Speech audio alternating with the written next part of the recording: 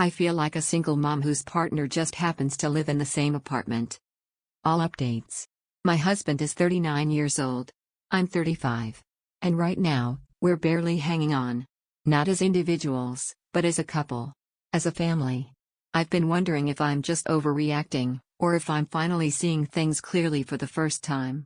I really need advice. We both grew up on the East Coast but met years ago on the West Coast, after college.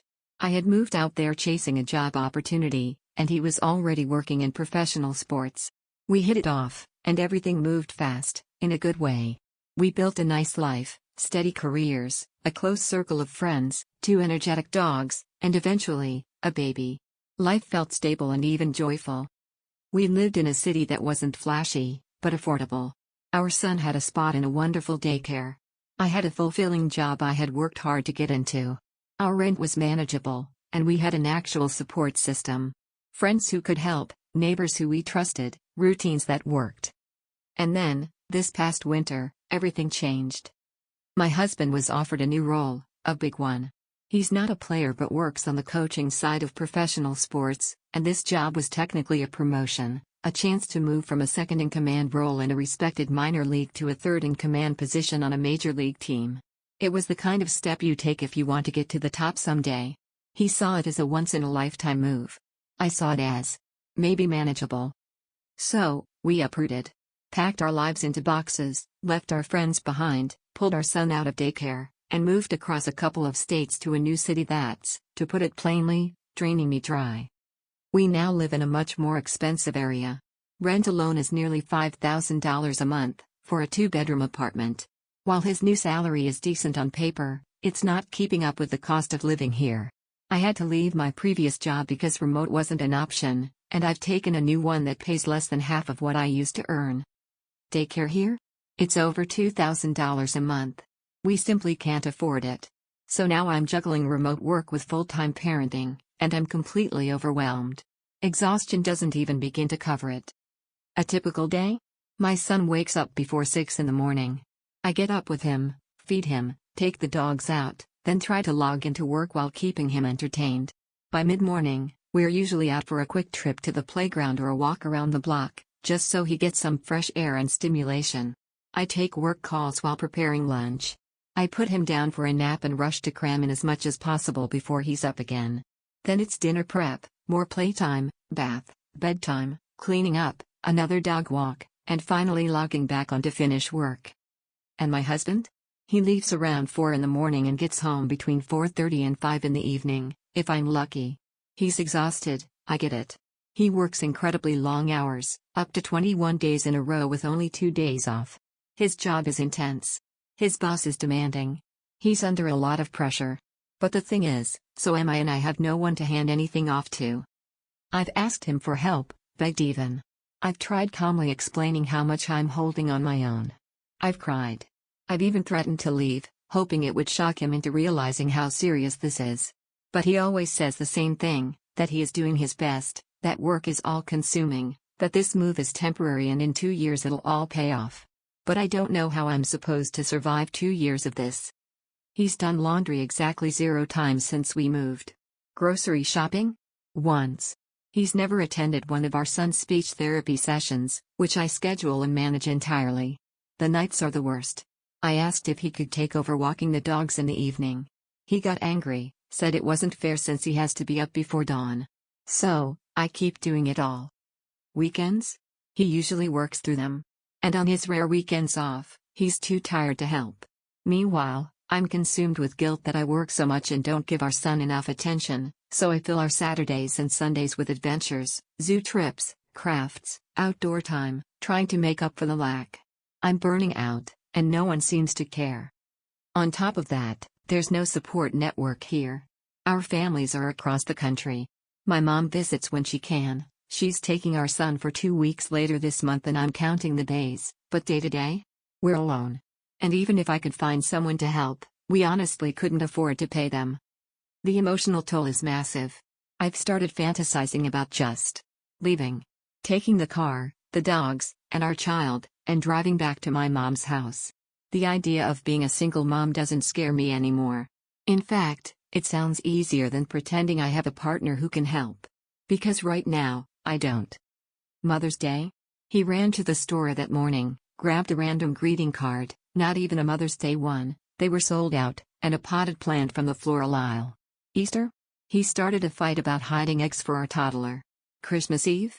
He refused to help assemble toys, so I stayed up alone in the basement, crying while putting together gifts.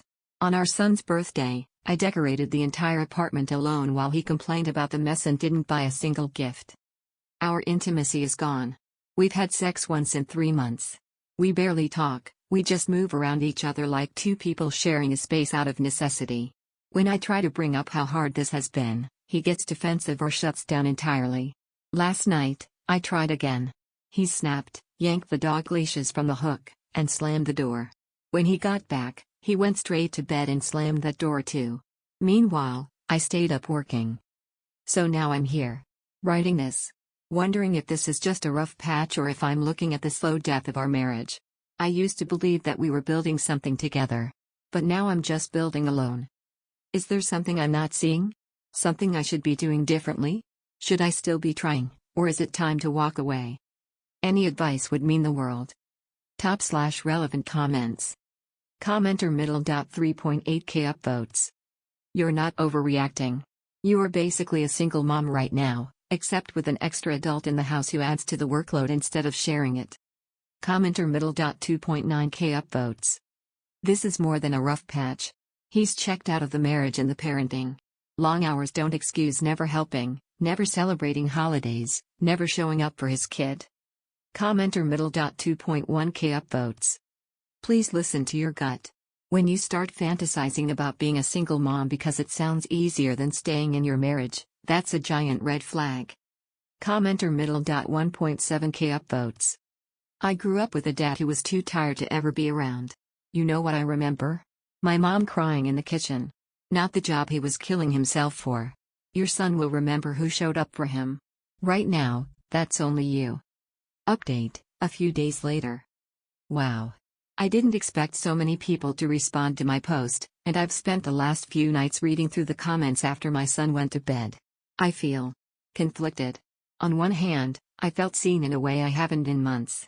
So many of you said things like you're already a single mom, just with more laundry, or he is not a partner, he's a roommate. I can't lie, seeing strangers put words to what I've been feeling was validating. But then, there were others who defended him.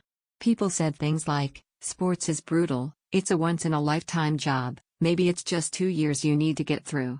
And reading those comments made me feel guilty, like maybe I am being selfish for not just sucking it up while he chases his dream. So I've been bouncing back and forth between feeling empowered and feeling like a horrible wife. I tried again to bring this up with my husband last night.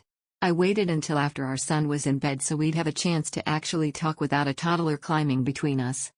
I told him straight, I'm drowning here. I can't do everything by myself. I need you to help me, not just financially, but as a partner and a dad. He didn't even look at me at first. Just kept scrolling on his phone. Then he sighed, put it down, and said, "So what, you want me to quit? You want me to throw away my career? Be a loser who gave up when it got tough?" I felt my stomach drop. That's not what I said, not even close. I told him I wasn't asking him to quit, I was asking him to show up for his family in any way at all. Even small things. Walk the dogs a few nights a week. Take our son to speech therapy once in a while. Help with bedtime. He just shook his head and said, "You don't get it. This job is everything. If I screw this up, there won't be another chance." I started crying. Ugly crying. And in the middle of it, I felt these tiny hands on my back. Our son had gotten out of bed and walked over to me. He patted my back, looked up at me with big eyes, and said, "Mommy sad?" That moment shattered me. My 3-year-old shouldn't be the one comforting me. He shouldn't even have to notice. But he does, because I'm stretched so thin and holding it in only works for so long. My husband just sat there. Didn't come hug me, didn't say anything. He got up, walked into the kitchen, and started rinsing a glass like nothing was happening. I keep thinking about what some commenters said, that kids remember who shows up. That they'll remember the parent who was there in the day-to-day, not the one who came home too exhausted to talk. That thought has been gnawing at me. Because if this keeps going, My son will grow up thinking his dad doesn't care and his mom is always sad. That's not the childhood I wanted for him. I've started quietly looking at job listings back in our old city. Just to see. I even checked daycare wait lists there, which feels insane because it's like I'm already halfway planning my exit. I picture packing up the car, strapping my son into his seat, the dogs in the back, and just driving until we're home at my mom's. In that fantasy, I'm tired, but I'm not alone. I have help. I have friends who can drop by. I'm not crying at the kitchen table while my toddler wipes my tears. The scary thing is, the fantasy doesn't feel scary. It feels like relief. I don't know what my next step is. I haven't said the word divorce out loud to him, but it's been in my head a lot lately. I feel guilty even thinking it, but I also feel like I can't keep living like this. The comments really opened my eyes. Some of you said something that's been echoing in my brain ever since. It's not that he's too busy to help, it's that he doesn't think he has to. That hit me harder than I expected. Because if that's true, if he truly doesn't think he owes his family anything beyond a paycheck, then maybe I've been holding on to a marriage that's already over. For now, I'm just existing. Taking care of my son, trying not to collapse under the weight of it all, and wondering how much longer I can keep this up. Update 2. I didn't think things could feel heavier than they already did, but this past week proved me wrong. After my last update, I tried one more time to get through to my husband. I'd been holding out hope that maybe he just didn't understand how bad things were, that if I spelled it out clearly enough, he'd finally see what I was carrying. We were sitting at the table after dinner. Our son was in bed, the dishes were done, and for once we were both in the same room without distractions. I told him I needed to talk, and right away I could see his shoulders tense like he knew what was coming. I said, I can't keep living like this. I'm doing everything alone. I need you to help, not just when it's convenient, but regularly. He didn't even let me finish before he exploded. He slammed his hands down on the table and shouted, "You're so ungrateful. Do you have any idea how hard I'm working? Do you think I want to be gone 14 hours a day? I'm killing myself for this family, and all you do is complain." I was stunned. I wasn't trying to pick a fight, I was begging for help. I told him, "You've done laundry exactly 0 times since we moved. You haven't gone grocery shopping. You've never once been to our son's therapy sessions. You didn't even buy him a birthday gift. I'm not asking for perfection, I'm asking for effort." He got even angrier. He stood up, grabbed his jacket, and said, "If I'm such a terrible husband, maybe you'd be happier without me." Then he stormed out, slamming the door so hard that the dogs barked and my son woke up crying in the other room. I went to comfort my son, and after he settled back to sleep, I sat on the couch shaking. I didn't know whether to scream or sob, so I did both. Eventually I called my mom. It was late her time, but she picked up right away. I couldn't even get the words out before I broke down crying on the phone. She just listened until I calmed down enough to talk. I told her everything, the fight, the slammed door, the months of doing it all alone. And she said something that both broke me and gave me strength. She said, "Honey, you've been doing this alone for months. You already know you can. You don't need him to survive. You deserve better than a man who makes you feel invisible." I sat there holding the phone, crying silently while she talked. She reminded me I always have a place at her house, that she'd help with our son, that I didn't have to keep sacrificing myself for someone who isn't even trying. Hearing her say it out loud, someone I trust, someone who knows me, hit differently than hearing it from strangers on the internet, even though so many of you have been saying the same thing. The next day, my husband acted like nothing had happened. He came home from work, tossed his keys on the counter, and asked what was for dinner. No apology. No acknowledgement of the fight. Just business as usual. I felt like a ghost, like my words had evaporated into thin air. Then, this weekend, he finally had a rare day off. I thought, maybe this is it. Maybe he'll step up, spend time with our son, give me even an hour to breathe. Instead, he slept in until noon, grumbled about being sore, then disappeared for the rest of the day to meet up with colleagues for drinks. He came back late, smelling like beer, collapsed on the couch, and fell asleep.